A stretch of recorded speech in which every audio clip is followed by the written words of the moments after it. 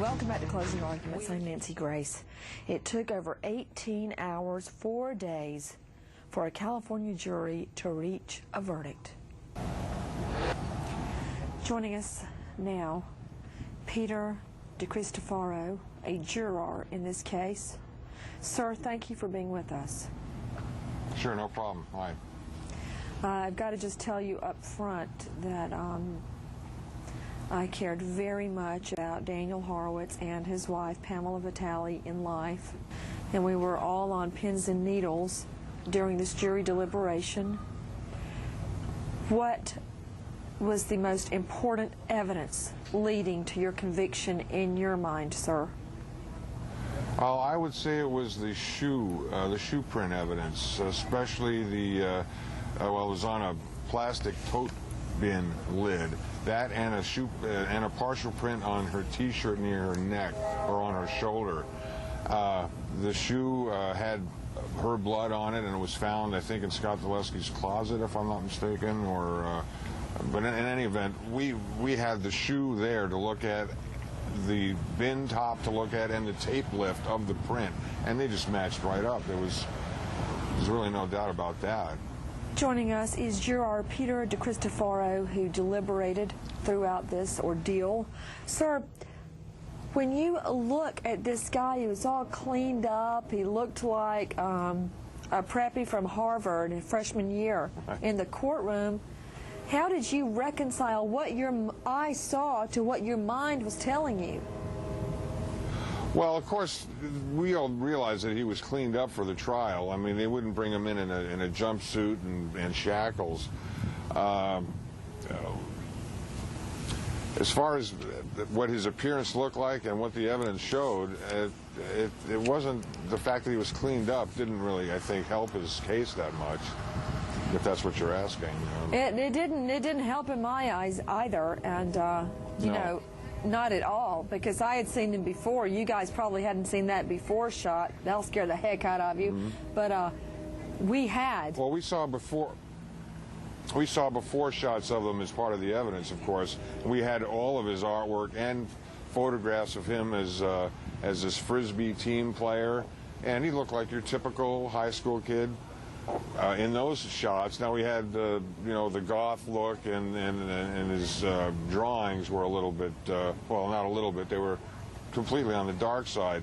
Whether that means that you're going to go, you know, kill somebody, of course it doesn't, but the whole picture of once you saw all the evidence all together, there was just no other person that could have done it, unless he's the victim of some unbelievable frame-up job, but you know, unless you watch too much Law and Order, you know, like I do,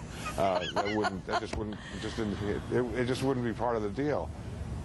What did you think of the defense that they put up? Well, of course, they brought his friends, a lot of his friends, one of them being the team, the coach of this Frisbee team, and they all, they thought he was the greatest kid, polite, pleasant, caring to other team members. But Harold Jewett brought up the point that in cross-examination that he asked them, well, have you ever been into his home? Have you ever spent time with the family? And most of them hadn't. They had only just known him peripherally, especially the other members of this Frisbee team. One of them had dropped him off at his home once or twice, had never gone inside. So I think that's a big difference between just knowing somebody from playing on a sports team with him and knowing him as part of his family and going into the house and seeing what's going on in the home. And he was living in a rather unusual situation to begin with. What do you mean? Well, he was living in a house with, I think, 10 other people. It was they were living there for free. The Curiels had another couple with 3 kids. I think there was six kids living in the home, 7 if you count Scott, because he was older. But so that was kind of an unusual situation. He didn't really have any kind of a main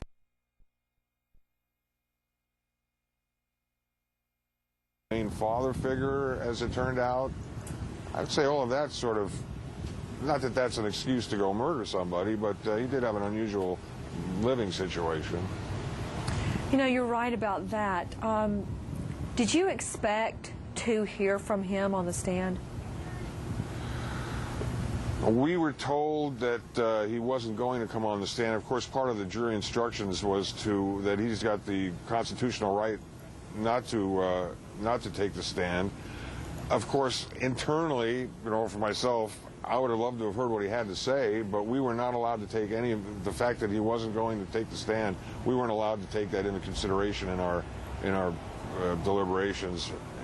So, sure, I would have loved to have heard what he had to say. I mean, if I was convicted of something that I had never done, or hadn't done, and I knew I didn't do it, I, for one, would want to get up there and defend myself to say, I didn't do this. Well, he didn't do that, but we weren't allowed to take that into consideration. You followed the judge's instruction, and you did not hold that against the defendant that he chose not to take the stand, correct? No, absolutely not. We gave him every consideration we could possibly give him. What do you think about his mandatory sentence? Life in prison? No parole. That's tough. No parole. Well, we have no idea what the sentencing was going to be. Of course, we were only concerned with the verdict and the instructions for what the degree of murder and whether it's special circumstances, which we talked about quite a bit the last day and a half. That's about all we were talking about, was how we were going to figure that out. Well, you know, you do the crime, you pay the time. So, you know, he's got what he's got coming to him, I suppose. You know what, sir, with us is Peter De Cristofaro, a juror in the Dyleski trial. I used to feel the same way as a prosecutor. I didn't have any desire to send this guy, 17, a young man, away for the rest of his life, no hope for parole, but your duty is to seek the truth. No matter how difficult that duty is, how much you don't like the outcome, but the truth is the truth, and that was your duty. That was absolutely right. Sure, and I spent several nights, you know, thinking about this. We want to do the right thing, and we don't want to send some kid away for the rest of his life and wasting another life. You know, what good is that? But we were presented with this evidence, and we were asked to come up with a decision, so we were just doing what we were asked to do. It's a shame that this guy, Scott Dyleski, did such a heinous act. He made the wrong choices. You know, not to mention being involved in this credit card fraud and all of that business. He was just going down the wrong road, and it just ended up really badly. You know, so often I find myself, Mr. De Cristofaro, saying, what were they thinking? But just talking to you today and hearing what you went through during deliberations greatly reinforces my belief, my strong belief in our jury system. And I want to thank you for being with us on closing arguments, but more than that, for your jury service from one citizen to a juror. Thank you, sir. You're welcome. Thanks for having me. As you all know by now, Scott Dyleski guilty in the brutal murder of Pamela Vitale. Stay with us.